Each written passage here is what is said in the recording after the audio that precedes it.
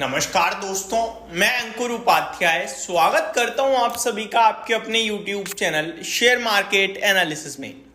इस वीडियो में आप सभी के साथ भारत की टॉप कंपनियों के बारे में बात करने जा रहा हूं। निफ्टी सेंसेक्स की भी जो सबसे ज्यादा फेवरेट बड़ी ब्लू चिप कंपनी जिन्हें कहते हैं हम, जो अपने सेगमेंट में सबसे बड़ी हैं, उनके बारे में।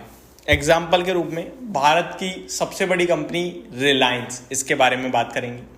आईटी सेक्टर की सबसे बड़ी कंपनी टीसीएस, इसके बारे में समझेंगे।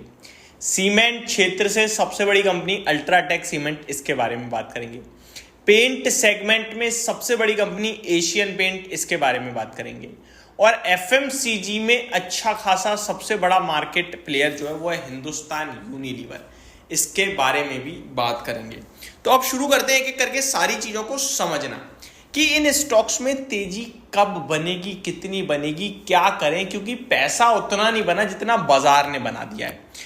इनफैक्ट कुछ स्टॉक्स तो ऐसे हैं जिन्होंने लॉस दिया है। एशियन पेंट, हिंदुस्तान यूनिलीवर, ये उन श्रेणी में आते हैं। तो शुरुआत यहीं से करना चाहूंगा। एक कमेंट भी था एशियन पेंट को लेकर।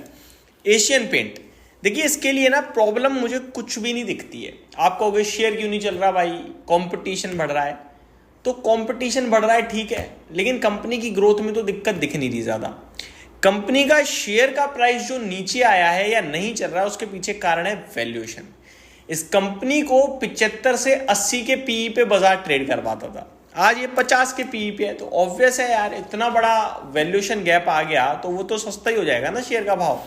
अगर आप देखें तो 80 वाला 50 के पीई पे है और हाई से 20% डाउन है। तो वैल्यूएशन भले ही बहुत सस्ते हुए हों as compare to his own valuations, लेकिन स्टॉक का प्राइस उतना नहीं टूटा। अब सवाल यह है कि क्या ये स्टॉक दोबारा वही वैल्यूएशंस पे पहुंचेगा? क्यों इस स्टॉक के वैल्यूएशंस को नीचे लाया जा रहा है, ये एक सवाल है जो जायज है। तो सबसे पहले इसके वैल्यूएशंस को नीचे क्यों लाया जा रहा है, इसके बारे में बात करते हैं। दोस्तों, इसको बाजार कम वैल्यूएशन दो कारणों से दे रहा है। पहला, बढ़ता कंपटीशन जो बहुत ही ज्यादा हैवी हो गया, और दूसरा, ग्रोथ उतनी नहीं हो रही है बीते कुछ समय से। अगर मैं प्रॉफिट की बात करूं पर्टिकुलरली, तो मैं बीते 4 क्वार्टर बताऊं तो कंपनी सबसे कम प्रॉफिट लास्ट क्वार्टर में पेश करते हुए दिखी है। 4 क्वार्टर का सबसे हाईएस्ट प्रॉफिट 1575 करोड़ का है, जो लास्ट का है, सबसे पहले जो आया था उस क्वार्टर का है। यानी कि आप देख लो कि प्रॉफिट में धीरे धीरे गिरावट आ रही है, बढ़ नहीं रहा है। तो ये कारण है कि इसके वैल्यूएशन को एक तो कम दिया जा रहा है, आंकड़े वैल्यूएशन कम दिए जा रहे हैं क्योंकि प्रॉफिट बढ़ नहीं रहा, घट रहा है थोड़ा थोड़ा। और दूसरा है कंपटीशन। आदित्य बिरला ग्रुप का बड़ा फोकस बिरला ओपस जो है वो बहुत बड़े लेवल पे ऑपरेट करने जा रहा है, बट वो इसको बीट नहीं कर पाएगा। दोस्तों, लीडर यही रहेगा, वो अपने मार्केट में पैर बनाएगा, इतने और कुछ नया लेके आएंगे। तो ये जो प्रॉफिट है वापस आएगा, इतना भरोसा रखिए। और इससे भी बड़ी बात मैं ये कहूंगा कि पैसा बनेगा और बड़ा बनेगा। टेंशन फ्री होल्ड करो, बट समय लग रहा है, ठीक है। एशियन पेंट को डिटेल में कवर कर दिया क्योंकि जरूरत थी। हिंदुस्तान यूनिलीवर, दोस्तों हर घर में इसका प्रोडक्ट जरूर है, लेकिन इसकी कमाई बिल्कुल ही टूट रही है। आप इसकी भी कमाई देखें तो मैंने अभी एशियन पेंट के तो 4 क्वार्टर की बात करी, इसमें मैं आपसे लगभग 2021 मार्च क्वार्टर से अभी तक की बात करूं ना, तो हर क्वार्टर 2200-2500 करोड़ का मुनाफा, यानी कि 2-2.5 साल से कुछ बढ़ ही नहीं रहा, वहीं का वहीं बैठ गया है। तो यहां मैं उतना फोकस नहीं करना पसंद करूंगा। इसी फील्ड में मैं ब्रिटानिया पे चला जाऊंगा। बाकी एफएमसीजी स्टॉक्स में एक चीज है भैया, कंजप्शन ऑलरेडी अच्छा खासा है देश में, अब इसे और बढ़ाना, बूस्ट करना दिक्कतदायक है और परेशानी भी आ रही है, लेकिन बढ़ता ही जाएगा ये धीरे धीरे डेफिनेटली। तो आपको जो फोकस करना चाहिए वो किसी और सेगमेंट पे करना चाहिए, इस सेगमेंट में किसी और स्टॉक पे, ये आपकी अच्छी चॉइस हो सकती है।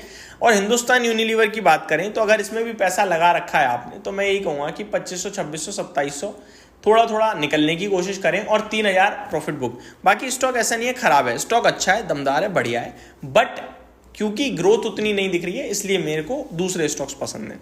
अब आते हैं रिलायंस। यहाँ तो कोई दिक्कत होनी नहीं चाहिए किसी इन्वेस्टर को, समय लेता है, पड़ा रहता है, अचानक चलता है, बड़ा चल जाता है, पैसा बन जाता है। लाइफ आई से दूर है नहीं, 20 लाख करोड़ के मार्केट कैप पे भारत की सबसे बड़ी कंपनी है, तो टेंशन फ्री होकर होल्ड करो, पैसा बन रहा है, बनता रहेगा। अगले स्टॉक है एचडीएफसी बैंक। अब इसकी बात करें तो भैया इसमें एक ही चीज बोलूंगा, प्रॉफिट बहुत तगड़ा ग्रो करा है, शेयर बिल्कुल ग्रो नहीं करा। चलेगा, छप्पर फाड़ के चलेगा, कब चलेगा किसी को नहीं पता है। बैठे रहोगे, पैसा बना लोगे, सही भाव मिल रहा है, बहुत अच्छा भाव मिल रहा है, वैल्यूएशन भी सस्ते मिल रहे हैं, प्रॉफिट बढ़ रहा है, दोनों फेवर में चीजें हैं। मल्टीबैगर बनने की दम रखता है, multibagger in the mean doubler हो सकता है इतनी बड़ी कंपनी होने के बावजूद भी। तो ये भी होल्ड एंड बाय स्टॉक है लॉन्ग टर्म के पर्पज से।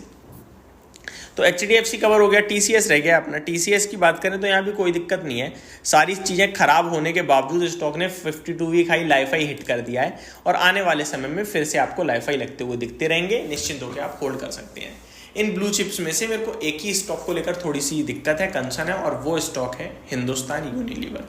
अदरवाइज कोई दिक्कत नहीं है, और हिंदुस्तान यूनिलीवर का भी समय हो सकता है अब आ जाए, क्योंकि बजट में फोकस रूरल थीम पे हो सकता है। तो हिंदुस्तान यूनिलीवर में भी सामने निकल के आए सबसे प्रेफर्ड पिक, तो चीज़ें बदल सकती हैं। ये मेरी तरफ से डिटेल्स थी, होप आपको सारी चीज़ें समझ में आई होंगी।